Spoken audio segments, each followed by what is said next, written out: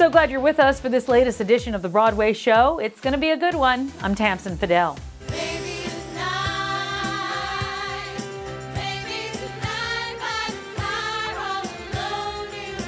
She's forever in blue jeans. Robyn Hurder is one of the stars of A Beautiful Noise, the Neil Diamond musical. She plays Neil's wife of 25 years, Marcia Murphey.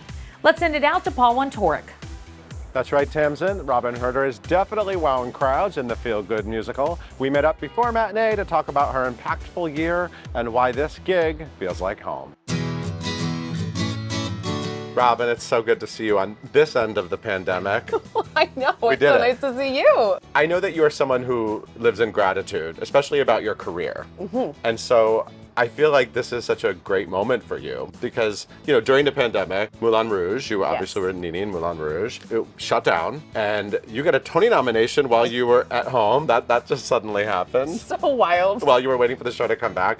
Tony Awards happened, the show finally came back. Now you're back on Broadway in a new musical, A Beautiful Noise. I know that you don't always assume the next job is right around the corner. No, never. Once I left Moulin Rouge, I was so prepared to just be a mom, take a seat in my house in the woods and just enjoy life, give my body a rest finally. But when this audition came up just 2 months later, and then I saw what the role was, and I was like, I think I should probably go in for this. And I did, and it happened so quickly. Wow. And then all of a sudden, within 3 days, I had another Broadway show. And that's when you just kind of, you release and you throw your hands up and say, take it away, universe, because I'm not gonna fight it. I'm like, clearly this is meant to be, and I'm so grateful, and I'm going to embrace it and go on another journey that was completely unexpected. Never in my life would I ever expect that I would be starring in the Neil Diamond musical. I still laugh. It is the most fun I've ever had, and it's the happiest I've ever been on stage. Why do you think this show is giving you all that? I think there's so many things. Number one, the people. Not every day does a group of people like this all come together in one environment, and it just makes for a really enjoyable workplace. But also, the nature of this show, I love shows that make you feel all the feels. And when people hear Neil Diamond, you know, the Neil Diamond musical, they're gonna be like, okay, sequins, and yes, you get the sequins, and you get the fringe, and you get the songs, but you get his story as well, and a lot of people don't know it. Yeah. Mark Jacoby, who plays Neil now, and his performance that he gives in this show, especially at the end, the audience isn't expecting that. And then we get to just give you exactly what you want, we flip it around, and we get to just embrace this glorious music and this amazing musician and get to sing together and dance together and hold hands and put our arms around each other and sway back and forth. And it's like, anybody who does not feel that kind of flaming sparkle joy that's happening at the end of this show, then you don't have a soul. Forever in blue jeans, babe.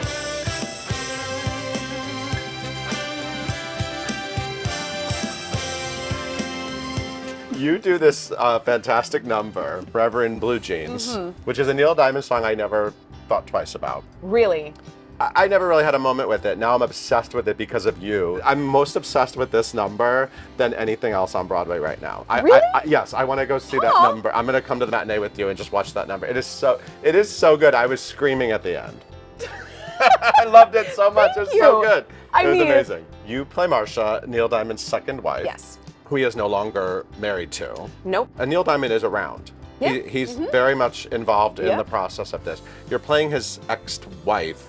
Is that odd? Is there anything? Yeah. I mean, obviously there's there's a lot of her story in the musical. There really is, which I wasn't expecting. I have to say, this was very intimidating for me because the roles that I've been able to create on Broadway have been made up. And they've not worn a lot of clothing, and they really like to dance and express themselves. So this one, I'm like, not only do I get to wear clothes in this show, I'm creating a real human that's here, that's alive. And with Marcia, there is not a whole lot of information about her. She's led a very, very private life since the divorce, and she helped create this lifestyle, this Neil Diamond that everyone adores and loves, which kind of turned into a beautiful monster. And unfortunately, relationships are the ones that are sacrificed. And it was, 25 years.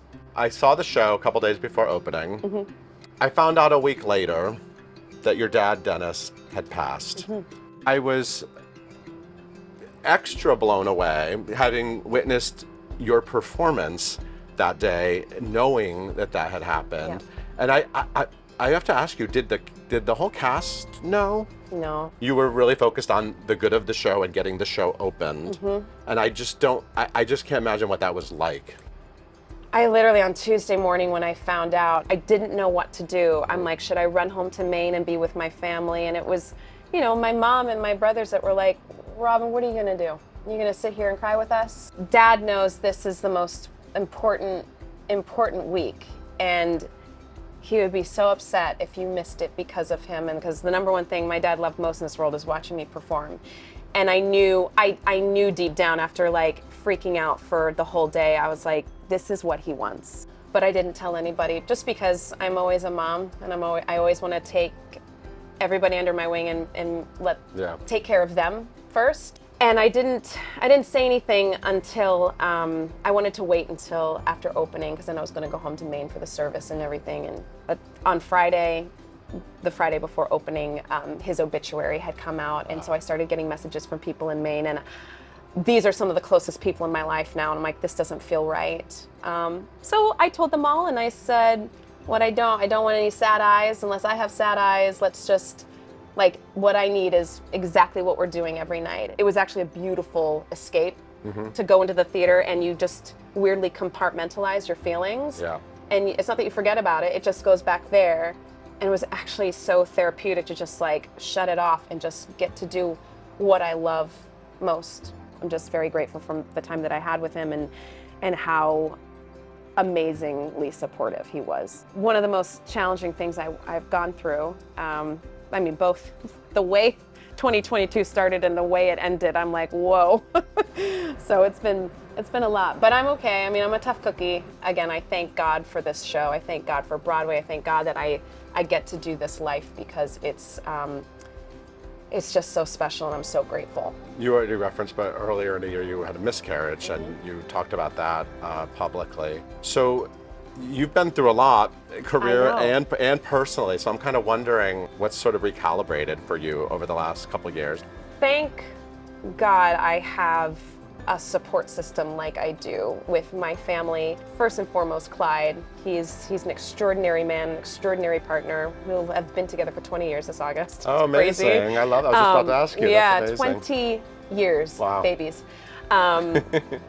But to have that line of communication with him, to really be able to feel free to honestly talk through everything that I'm feeling is so important. My circle of friends, my close friends, they're the ones that just helped me keep going, having these conversations. It's really just talking about it. And I feel like, especially with miscarriage, and I've talked about this very openly, that it's so strange that it's not, I used to say it's 1 in 4, it's literally like 1 in 3 that women experience this. Oh, so many of my best friends have experienced it, but we still have this feeling like we can't talk about it. Right. And that's why mental health with women and everything is, because we feel like we have to be silenced, and then we suffer. And knowing me, I'm like, no.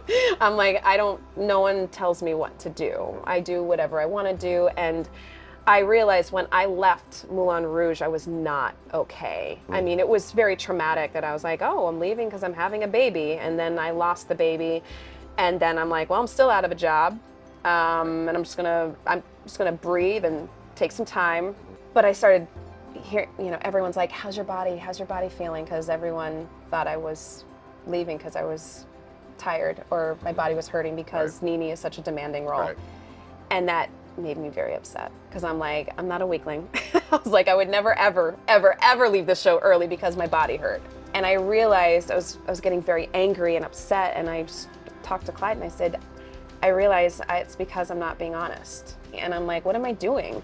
Like, this is why I'm having a really hard time dealing with this and having these outbursts. So I let it out, and it was the best thing I could have done for myself, because this is when social media can be such a beautiful, beautiful place where you can find this community and bring people together and help each other. When I tell you, probably over 1,000 messages I got from women who are like, thank you. It actually turned into a really beautiful moment. It's like, out of something that's so horrific and traumatizing, I was able for myself to turn it around into something that was really beautiful. Is like, that's what healing is. So we have to get you to the theater. Let's walk down on 8th It's cold Ave. out, so let's put our I know, but I'm from Maine. So that's why everyone's like, aren't you cold? And I'm like, Maine. So you're actually at the Broadhurst, which is one of my favorite theaters. I have so many great memories from like my early theater going at the Broadhurst. It's a beautiful theater. The first time I walked in, I felt like I'd officially arrived. Even though this is my 7th Broadway show, I was like, something about this seems so historic. Yeah, it's really, I feel very, very fortunate and special to be working at the Broadhurst. This area, do you remember like the first time you came to New York and like... Oh, do I? Yeah? Oh my God, it's burned in my memory. Oh, look. Oh yeah, there's your deer over there, there's your billboard. There's me. Yes. Well, sort of. Yeah, my first time here was, I was 11 years old. We stayed at the Marriott Marquis. Yeah, and that's when we saw Damn Yankees was playing Oh wow, which I know was a big one for you. And that was my first Broadway show, and I mean, I've told you this, I've told everybody this, but I was like, that's what I want to do when I grow up, and I am. But you actually have a really healthy work-life balance. You know, you try. live outside the city Yep. with your husband and your adorable son, Hudson. Yes. You wake up and have coffee in my kitchen, and you get to look out and see birds and deer and bunnies and just and nature. And my son wakes up and he goes outside and he goes, "Oh, Mommy, it smells like winter." I'm like, yes. I'm like, I did it. And then he comes here and he goes absolutely berserk, and I'm like, see, you can have this. Yeah. You have access to this, but we're gonna go home and we're gonna live our quiet lives, and it's a nice reset, recharge. You're getting ready for the matinee. The matinees are lit. They are, as the children say. Lit. Our first matinee, I didn't realize my mic was up because I'm about to start the scene into Song Sung Blue. And my mic was up. And at the end of Cracklin' Rosie, everyone's screaming. I'm like, oh my God, these people are lit! And it was broadcast in the theater. It just That's radiated. amazing. Oh, look, it's you. It's hilarious. I love it. All right, well, thank you so much. Go kill him. I'm going to try. I'm going to try to kill him twice today. Twice, 2-show day. It's Broadway. You can do it. I know you can do it. I'm still excited, so that's good. Awesome. Yeah. All right, have a good one. Good Thanks, to see Amy. you. All right. All right. I'll see ya. All right, bye.